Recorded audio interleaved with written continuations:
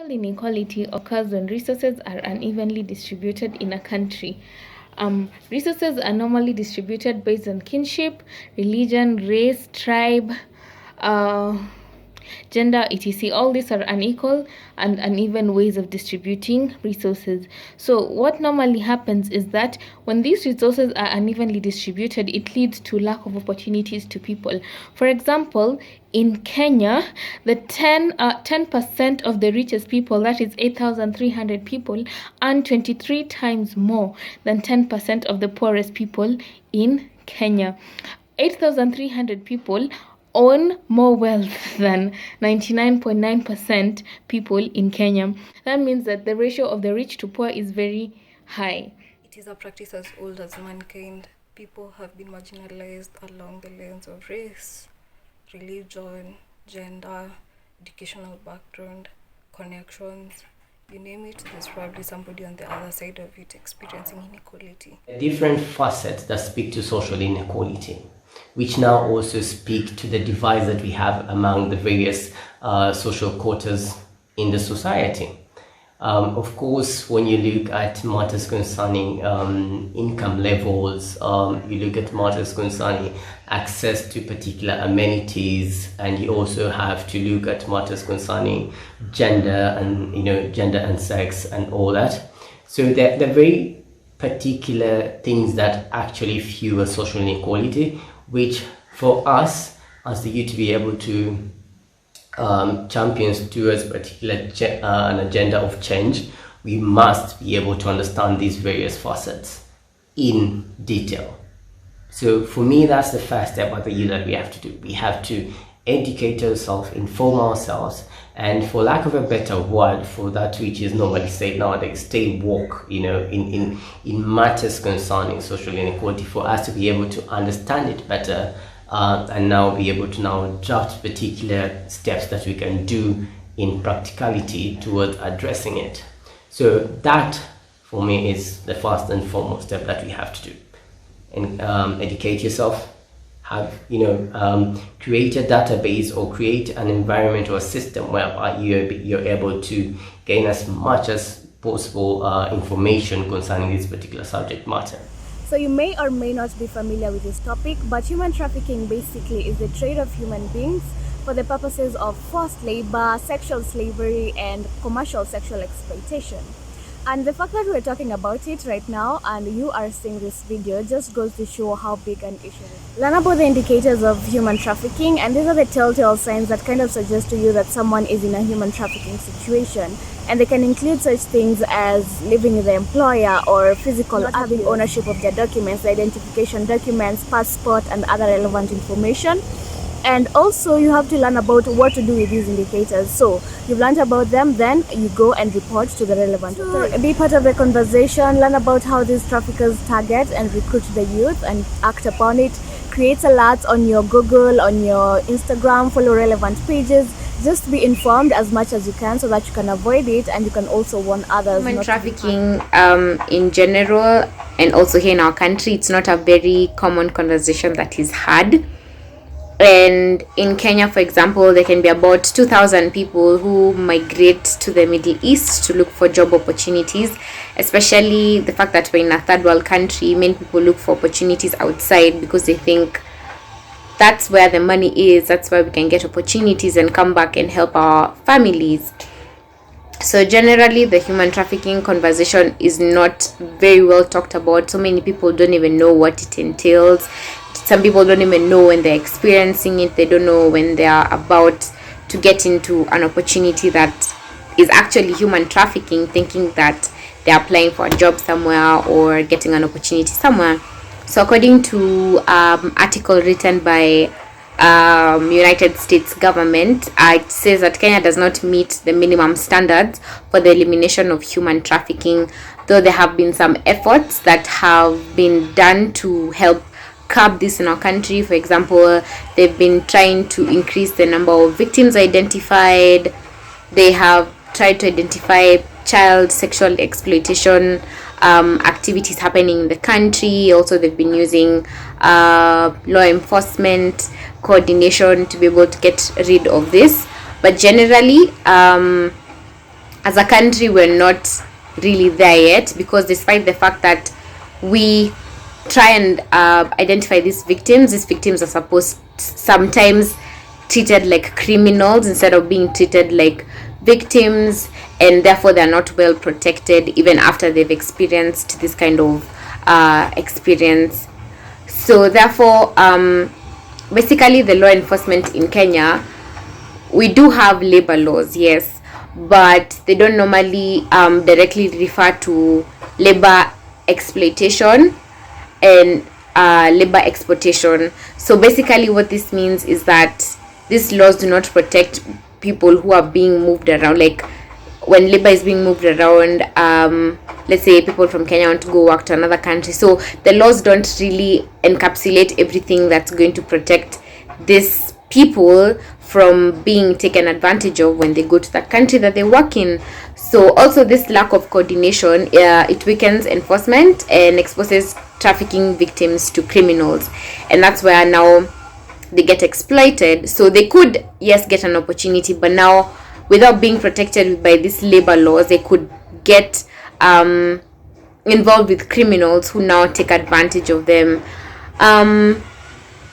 So one thing also happens in Kenya government is that people are not really prosecuted and convicted, because I had mentioned these people are not treated like victims when some of these things happen to them. No, they're treated like criminals, especially if they were associated with like a certain group of people that are common criminals. Most of the times, human trafficking presents itself as an opportunity, as a job opportunity, as a matter of fact.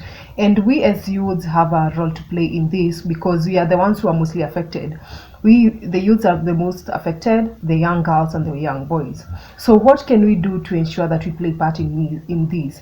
First of all is to educate, secondly is to create awareness, and thirdly is to take part in advocacy roles. We find that human trafficking happens because most people are not aware. When you get a job, most people are not aware, or they are not well informed that you need to do proper research of who that employer is. Are they legit? And have you gone through the labor and regulation rules in that country, or laws that support you as an immigrant?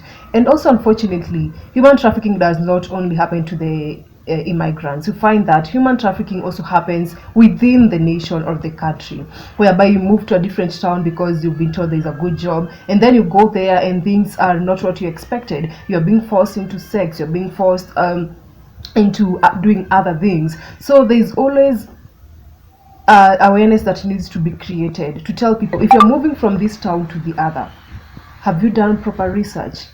Have you done proper research of this employer? Don't just look at the enticing payment that they've told you about. One thing I cannot discourage young people is that I can't discourage them not to migrate, to move, and to look for jobs and aspire for greener pastures. That is quite okay, because our country's GDP, a huge percentage of it comes from the group that comes from citizens who work in the diaspora. So working outside is as good as it comes. However, we need to follow the right channels that have been put in place for you to move from country A to country B, or moving from point A to point B, because how you get there is what determines how eventually you're going to end up doing when you get to that side of the world. The other thing I would encourage young people is to champion and to advocate for such issues and louder those voices, so that they get to the attention of business leaders and decision makers and civil rights movements, for them to get to agenda setting. And one of the things that I have done in my capacity with the All Africa Students Union is to champion for children's rights, and this we do in partnership with the 100 Million campaign, where we advocate for children having the right to access education, safe and quality education. And one of the things that we are against is on child labor. We're fighting child labor. We are asking decision makers to tighten their rules and their laws to favor children who are below the age of 18, not to be subjected to forced labor or child labor or any labor in any of its forms. And that includes whatever kind of labor that they want to get themselves in before they get to the age of 18, agricultural, be it home, be it whatever, that the children need to be put in a safe place for them to study and to grow, because we believe that that is our next generation of leaders. One thing for sure is that we can't stop people from migrating, because yes, these opportunities are there and they're available, and we can't stop the youth from migrating, especially when the youth finish school. They normally want to look for opportunities maybe outside the country, and the fact that we're in a third world country, people think that all opportunities are found away from where we are. So basically, as a youth, what I would do to curb human trafficking, the first thing we need to do as youth is to educate ourselves, learn what it's all about, learn the forms of human trafficking, how to identify it, how to identify a legit opportunity or an opportunity that is actually human trafficking. So the first thing we need to do is to educate ourselves, because without the right education, you can't even know if you're being exploited. So secondly, we need to create a lot of awareness. We need to talk about it. If you hear about it from a friend, ask them what is the opportunity entailing, what are some of the benefits, because some of the benefits can normally tell you if the opportunity is actually legit or the opportunity is actually you being exploited and taken advantage of. So as a youth, what I would do is, first of all, continue, as I mentioned, continue educating myself, and secondly, continue creating awareness among the people that I'm with, using my social media platforms just to speak out for people to know that this does happen. It happens to a lot of people, and for them to get the right help when this does happen to them. What you can do about it as the youth is, first of all, you should listen empathetically to people who claim to be marginalized, and then try to offer opportunities and solutions to their problems, whether it's through taking up leadership so that we transform the systems that are crooked, whether it's through offering opportunities, whether it's employment or educational scholarships that we know of, or connecting people to people, depending on whatever you can do. You should always try to help people. I feel we need to become more aware of what's happening in the world, generally speaking, and just to know, what does slavery look like today, because they are different from slavery. Very different. Yeah. Because the good thing I've been privileged to be in places where, like, I think in Isaac in Jacob, they still do this remarkable thing where they commemorate every international day. So one of them just comes, sends out a text, an interesting text about today is International Slavery Day, today is International etc. And I knew that there are kids who work for school. So it's like you're working to go to school. So you're a very young child, 4, 5, 6 years old. They do some odd jobs in India. And I was like, in fact, that was slavery. That is slavery. So what I'll say is, how should youth prepare? I think youth should read more. I feel like, generally speaking, and this is the problem also being a young person, you always get advice about the things you need to read. Yeah, so I usually feel like, again, sometimes authorities on anything and everything just over-advise youth on reading. So I'll actually give a very interesting advice. If it's something you feel you're passionate about, go out there and read about it. Yeah, if you feel like, I really care about slavery, let me go out and inform myself what's out there. Go YouTube, go read articles, go read papers, go get books, what's happening right now in the world. If you are not, it's good to be informed. Just know, okay, this is usually International Slavery Month in January, etc. Cool. Yeah. What can I do to ensure that people around me don't get situations? Great. Do the bare minimum. I have the exact same sentiments as Havila. I didn't know that January was in commemoration of, slavery and human trafficking. And in light of planning, actually, one of the things I've said to myself about 2021 is I'll do like I'll every single at the beginning of every month I'll be checking like, what are the holy days that have been celebrated within the month. What is the month in general commemorating, and then just on those specific days, read up more about the topic. Knowledge is power in any sense, absolutely. just to be able to know actually what's going on. So, like Havila, I think that would be the first step for every one of us. If you're ignorant like us, just know like what's happening.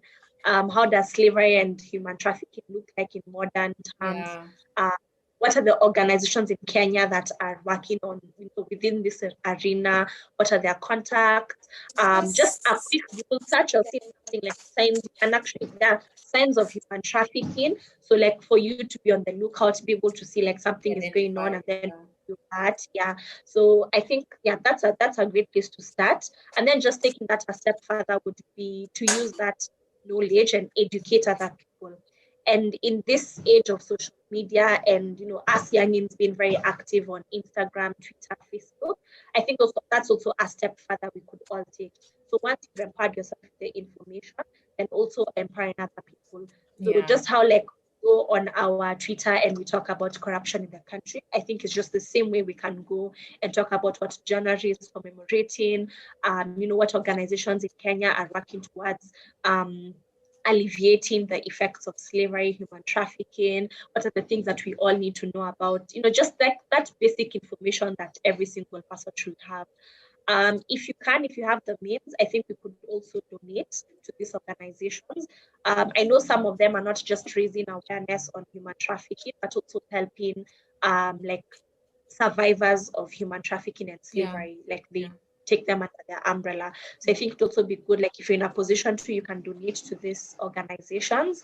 And then in the spirit of ISEC, also volunteering. I mean, if they have volunteer opportunities, you can see what kind of work you can get involved in, and like offer like one weekend, even if it's just one weekend in the whole year, that's still something that you've done. You've volunteered your time, you've given to a cause, and you're advancing something really positive in the society. Yeah. So just anything that floats your boat that you can do to progress the cause, definitely do it. I am totally against this because this is a vice that should be talked about. And I'm urging everyone, if you know anyone who's experiencing this, kindly please report to the respective authorities, and maybe strive to fight this vice. Yeah, it's not good when people's dreams are being exploited. This can be your sister, this can be someone close to you, it can be your friend, it can be your relative. So let's put a stop to human trafficking. Yeah. Finally, share this video, share with your friends and family and other people so that they may also know what we are up against, and also share with others such that the chain continues. Create a ripple effect and actually create change, because it begins with you and me.